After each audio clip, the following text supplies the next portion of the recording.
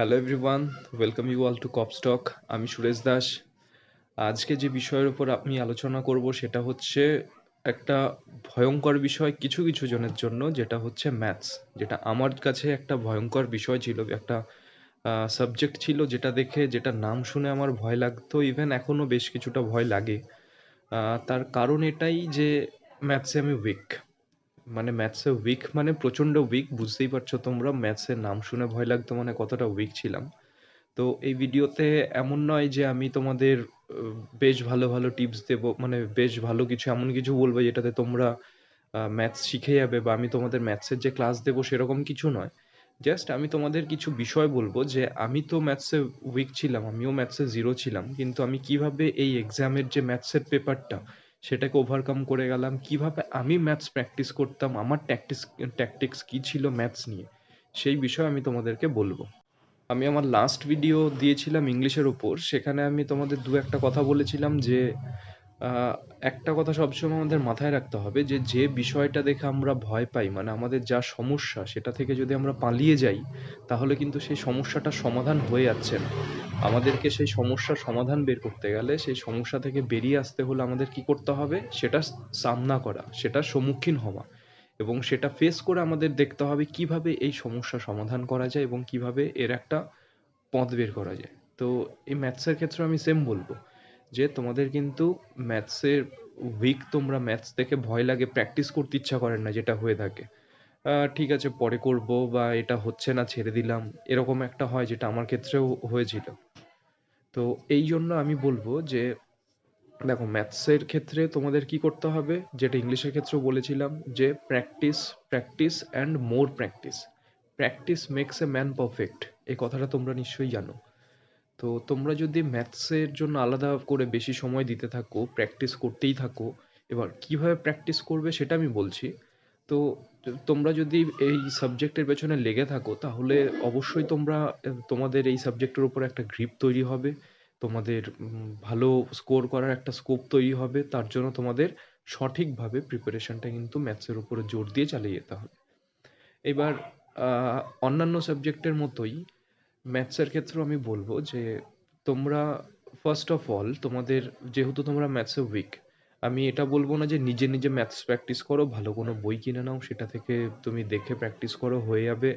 এটা একটু প্রবলেমেটিক, যেহেতু তোমার সাবজেক্টটার প্রতি ভয় রয়েছে, তুমি যেহেতু ভয় পাচ্ছ সাবজেক্টটা দেখে, তোমার প্র্যাকটিসও করতে মন চাইছে না, সেক্ষেত্রে বেস্ট হবে যেটা আমি করেছিলাম, যে ফার্স্ট অফ অল তোমার একজন গাইড, যে যে তোমাকে ম্যাথস বোঝাতে পারবে, যে তোমাকে, মানে তার কাছে, তুমি যার কাছ থেকে গাইডেন্স নিচ্ছ, সে ম্যাথসে ভালো, মানে সে তোমাকে বোঝাবে, সে তোমাকে এনকারেজ করবে যে maths is not such a subject যেটা দেখে তোমাকে পালাতে হবে।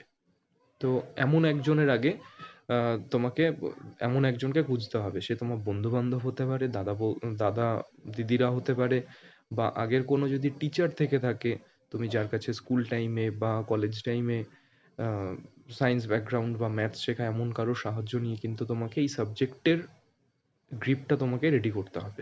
তো এরকম একজনেরই সাহায্য আমি নিয়েছিলাম, যে আমার খুবই ভালো একজন বন্ধু, যে নিজেও এখন অ্যাসিস্ট্যান্ট লোকো পাইলট হিসেবে কর্মরত।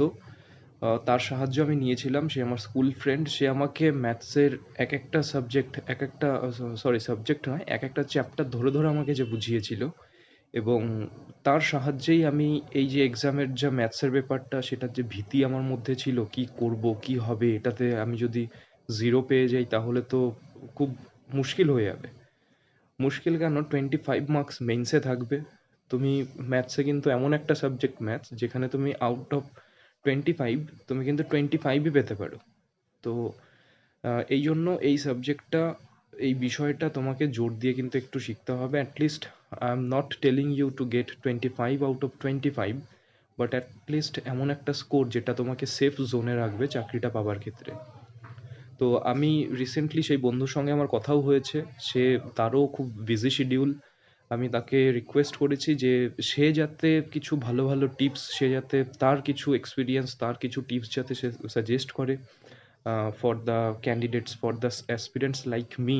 আমিও এক সময় ওরকমই ছিলাম সেই জায়গাটা। আমি I can feel, I can understand তোমাদের কেমন মনে হয় এই সাবজেক্টটা যখন তোমরা প্র্যাকটিস করতে বসো বা ভাবো যে এই সাবজেক্টটাও আমাকে অ্যাপিয়ার হতে হবে, তোমাদের ফিলিংসটাও আমি বুঝি। তো আশা করি কিছুদিনে আমি তারও দু একটা ভিডিও আপলোড করব, যে তার মতে একজন বিগিনারকে কিভাবে স্টার্ট করা উচিত, কোন কোন জায়গাগুলোয় জোর দেওয়া উচিত, এবং যদি চ্যাপ্টার ওয়াইজ কিছু কিছু টিপস দেওয়ার সম্ভব হয় তার পক্ষে আমি সেই ভিডিওসগুলো প্রোভাইড করব। তো আমি যেটা করেছিলাম, আমি কি করেছিলাম যে আমি তো ফার্স্ট নিজেই প্র্যাকটিস করতাম, কিন্তু ওই বললাম যে নিজে প্র্যাকটিস করে হচ্ছিল না, কারণ প্র্যাকটিস করতে বসলাম একটা প্রবলেম যখন সলভ করতে পারছি না, মানে ম্যাথসের একটা কোয়েশ্চেন যখন সলভ করতে পারছি না, ছেড়ে দিচ্ছি আমি। আরেকটা ধরছি, সেটাও হচ্ছে না, ছেড়ে দিচ্ছি আমি। কারণ আমি তো পারছিলাম না, আমাকে কেউ যদি বোঝাতো আমাকে সেই প্রশ্নটা, সেই বিষয়টা হয়তো আমার কাছে অনেক ইজি হয়ে যেত। তো সেরকম কাউকে যখন আমি পেলাম, আমার সেই বন্ধুকে, আমি কি করতে লাগলাম, রেগুলার বেসিসে তার কাছ থেকে ক্লাস নিতে লাগলাম। মানে তার সময় অনুযায়ী আমি তার বাড়িতে গিয়ে একটা সময়, একটা সার্টেন টাইম পর্যন্ত একটা চ্যাপ্টার ধরে ধরে আমি প্র্যাকটিস করলাম। এইবার তোমাকে আগে এটা দেখতে হবে তুমি কোন কোন চ্যাপ্টারগুলো তুমি শিখতে চাও। যেমন আমি বলবো অ্যারিথমেটিক্সের, শুধু অ্যারিথমেটিক্স দেখে যাও, শুধু পাটিগণিতের কিছু সিলেক্টেড চ্যাপ্টার প্রিভিয়াস ইয়ারের কোয়েশ্চেন দেখো, time and time and speed, ডিস্টেন্সের যে ম্যাথসগুলো থাকে, তারপর ইন্টারেস্টের ওপরে যে ম্যাথসগুলো থাকে, এভারেজের ওপরে যে ম্যাথসগুলো থাকে, এমন কিছু চ্যাপ্টার আমি, সে যখন ভিডিওটি বানাবে আমি তাকে বলে দেবো যে সে এতে কিছু চ্যাপ্টার মেনশন করে দেয় যে কোন কোন চ্যাপ্টারগুলো তোমাদের দেখা উচিত। তো আমি তার কাছে ক্লাস নিতে শুরু করলাম, এবং আমি কি করেছিলাম, একটা পার্টিকুলার একটা আলাদা খাতা মেনটেন করতাম, এবং বই কি ফলো করতাম, বই ছিল, সমস্ত বই ছিল সব স্কুল লেভেলের বই, ক্লাস 7, 8, 9, 10 ওয়েস্ট বেঙ্গল বোর্ডের। আমি সেই সব ক্লাসের যে বইগুলো ছিল সেখান থেকে এক একটা চ্যাপ্টার ধরে ধরে আমি, ধরো time and distance, time and স্পিডের যে ম্যাথসগুলো রয়েছে বা এভারেজের ম্যাথসগুলো রয়েছে, সেটা হয়তো ক্লাস 8-এর বই আমি পেলাম, সেই বই থেকে আমি পুরো ধরে ধরে, বই তুমি স্কুল স্কুল বুকগুলোতে দেখবে, সেখানে আগে কিছু এক্সাম্পল দেওয়া থাকে, প্রবলেমগুলো সলভ করে দেওয়া থাকে স্টেপ বাই স্টেপ, তারপরে কিন্তু লেসনগুলো স্টার্ট হয়। আমি ফার্স্টে সেই এক্সাম্পলগুলো থেকে ধীরে ধীরে বুঝলাম, আমাকে সেই বন্ধু বোঝালো। তারপর আমি কি করলাম, একটা একটা সেই যে এক্সাম্পলগুলো থাকে সেগুলোও মানে স্টেপিং টুয়ার্ডস হায়ার লেভেলের দিকে নিয়ে যাচ্ছে। তারপর যখন তুমি লেসনে শুরু করলে তখন সেখানে ভেরিয়াস টাইপের আরও কিছু কোয়েশ্চেন পাবে, কিছুটা তুমি যেগুলো এক্সাম্পলে সলভ করে এসো সেগুলো, আবার কিছু কিছু নতুন প্রবলেমও পাবে, যেগুলো আমি কি করতাম, সেই এক্সাম্পল থেকে প্র্যাকটিস করতাম। ওর বন্ধুটার ওখানে ও আমাকে বুঝিয়ে দিত। তারপর কি করলো, আমাকে যে লেসন, যে এক্সারসাইজগুলো দেওয়া থাকতো বইয়ে, সেগুলো এক এক করে আমাকে বন্ধুটা জাস্ট ওরালি আমাকে বলে দিত, হ্যাঁ এটা কিন্তু এইভাবে হবে, এটাই এক্সাম্পল, এক্সাম্পল নাম্বার এতর মতো হবে, এইগুলো তুই আরামসে পারবি, তুই এগুলো করে নিয়ে আসবি। তো আমার একটা খাতা মেনটেন হতো, ফ্রেশ কপি, যেটাতে আমি যে এক্সাম্পলগুলো আমি বুঝলাম সেগুলো নিজের মতো করে করে রাখলাম, এবং আরেকটা খাতা মেনটেন হতো যেখানে আমি যে এক্সারসাইজ, যে লেসনগুলো আমি বইয়ে সলভ করছি সেখানে নাম্বার দিয়ে আমি খাতা কিন্তু মেনটেন করতাম। কেন মেনটেন করতাম, কারণ আমি একটা চ্যাপ্টার, ধরো এভারেজের একটা চ্যাপ্টার আমি আজকে করলাম, যখন 2-3টে চ্যাপ্টার করার পরে আমি যখন হয়তো ওই চ্যাপ্টারটাকে রিভিশনে তো রাখতে হবে আমাকে, তো তার জন্য আমাকে খাতাগুলো কিন্তু মেনটেন করতে হতো চ্যাপ্টার ওয়াইজ ধরে ধরে। এবং তারপর আমি কি করতাম, সেগুলোকে একটা সার্টেন টাইমের পরে আমি কিন্তু সেগুলোকে আবার আগের চ্যাপ্টারগুলো দেখতাম, যে এই চ্যাপ্টারগুলো কিভাবে হয়েছিল। আহ, এভাবে আমি রিভিশনও দিতে থাকতাম। এমন নয় যে একটা চ্যাপ্টার দেখে নিলাম, বুঝে গেলাম, ব্যাস আমি এক্সপার্ট হয়ে গেলাম। ইট ওয়াজ নট লাইক দিস। তো তোমাদের কি করতে হবে, রিভিশনটাও কিন্তু কন্টিনিউ রাখতে হবে, আর এমন একজনের সাহায্য নেবে যে তোমাকে চ্যাপ্টার ধরে ধরে, একটা একটা চ্যাপ্টার তুমি সেই চ্যাপ্টারের জন্য 2 দিন 4 দিন সময় কেন না নাও, তুমি আগে কিছু এক্সাম্পল দিয়ে বুঝে নাও, তারপর লেসনের এক্সারসাইজগুলো তুমি নিজে সলভ করো। সেই সেগুলো সলভ করতে গিয়ে নানান রকম কোয়েশ্চেন তোমার মনে আসবে, যে এটা কি করে হলো, এটা তো এইরকম তো শিখিনি।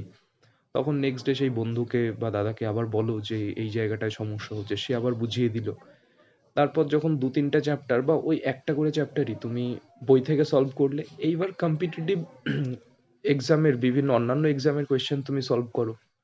তোমাকে যেহেতু ডেসক্রিপটিভ শিখতে হবে, ফর WBPSI মেন্সের যে ডেসক্রিপটিভ শিখতে হবে, তুমি স্টেপ ধরে ধরে করবে। এবং প্রিলিমসে MCQ টাইপের থাকবে, MCQ এর জন্য কিন্তু সেই মতোই প্রিপারেশন নিতে হবে, যেখানে স্টেপ আমার দেখানোর দরকার নেই, just I need the answer. So answer বের করলেই হবে। So both the preparation will be a little different type, because MCQ এর শুধু আনসার চাই, সঠিক আনসারটা বেরোলেই আমি আনসারটা টিক করে দিতে পারবো, এবং ডেসক্রিপটিভের জন্য আমাকে স্টেপ কিন্তু দেখাতে হবে। এবার এখানে একটা কোয়েশ্চেন তোমাদের মনে জাগে যে স্টেপ যদি স্কিপ হয়, আমি কোনো একটা স্টেপ হয়তো স্কিপ করে গেলাম, সেক্ষেত্রে কি নাম্বার কাটতে পারে?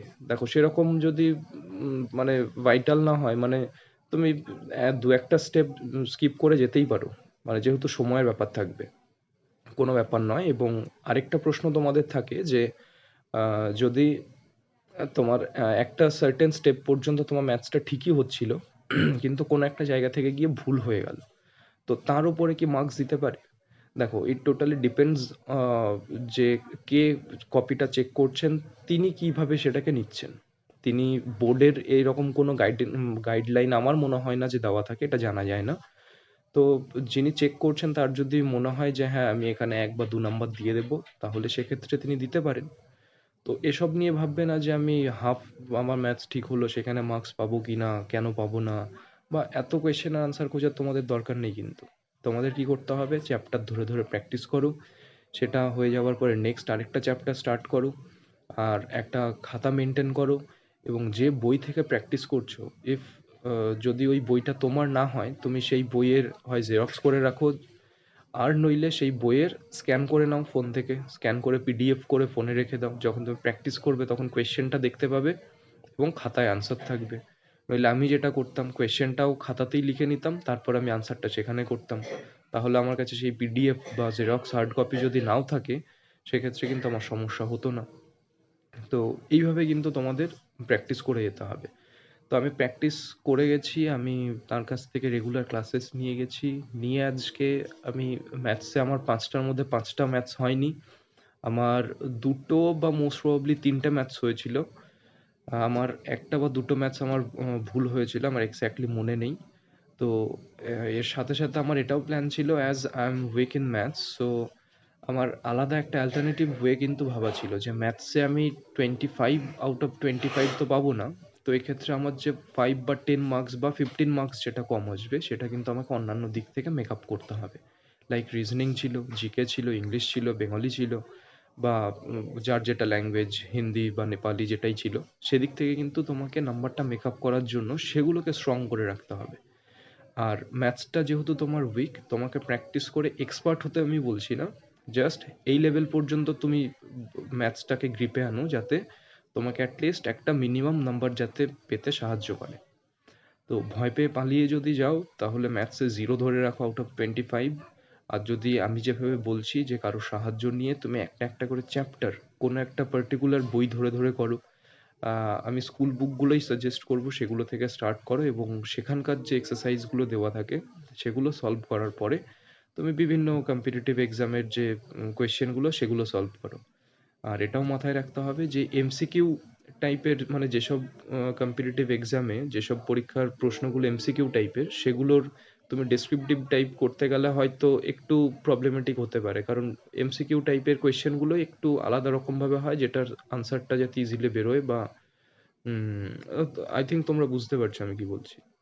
যে এমসিকিউ টাইপের কোয়েশ্চেন আর ডেসক্রিপটিভ টাইপের কোয়েশ্চেন দুটোই তোমরা সেভাবে প্র্যাকটিস করবে, যে তুমি যখন এমসিকিউ এর জন্য প্রিপারেশন নিচ্ছ অন্যান্য এক্সামের ক্ষেত্রেও, সেক্ষেত্রে তোমাদের কি করতে হবে যে এমসিকিউ যেসব এক্সামে এসছে সেগুলোর কোয়েশ্চেন সলভ করা, এবং ডাব্লিউবিপি এসআই এর জন্য যদি প্রিপারেশন নিচ্ছ ফর মেইনস, তাহলে সেক্ষেত্রে তোমরা যে এক্সামের যে কোয়েশ্চেন পেপার যে সলভ করবে, সেটা প্রিভিয়াস ইয়ার ডাব্লিউবিপি এসআই মেইনসেরই সলভ করো, কারণ ওটাও ডেসক্রিপটিভ। আর তুমি প্র্যাকটিসও করছো ফর ডেসক্রিপটিভ।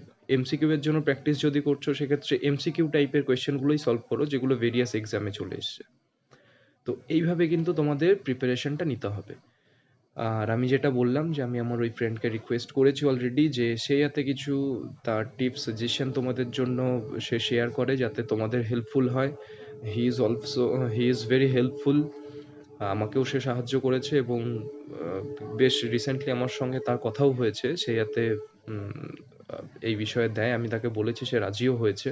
তো আশা করছি ইন ফিউচার তোমরা এই বিষয়ে ভিডিওস পাবে ম্যাথসের উপরে, এবং আমি যেভাবে বললাম তোমরা এইভাবে প্র্যাকটিস করো, কারো সাহায্য নাও, চ্যাপ্টার ধরে ধরে কোনো পার্টিকুলার স্কুল বুক আমি সাজেস্ট করবো, সেটা ধরে ধরে প্র্যাকটিস করো, আলাদা খাতা মেনটেন করো, so that you can revise the chapters later. এভাবে কিন্তু তোমাদের ইমপ্রুভমেন্টটা হতে থাকবে। আর যদি তোমরা হাল ছেড়ে দাও তাহলে কিচ্ছু পাবে না। আর যদি মনে করো যে না আমাকে সফল হতেই হবে, তাহলে কিন্তু এইভাবে প্র্যাকটিস করে যেতে হবে। তো ম্যাথসের ক্ষেত্রেও সেম, ইংলিশের ক্ষেত্রেও আমি অলমোস্ট সেমই বলেছিলাম যে practice practice and more practice. হাল ছেড়ে দিলে চলবে না। যদি তুমি লেগে থাকো সেই সাবজেক্টের জন্য, সেই সাবজেক্ট যদি ইমপ্রুভ করার চেষ্টা চালিয়ে যেতে থাকো, তাহলে ইমপ্রুভমেন্ট অবশ্যই হবে।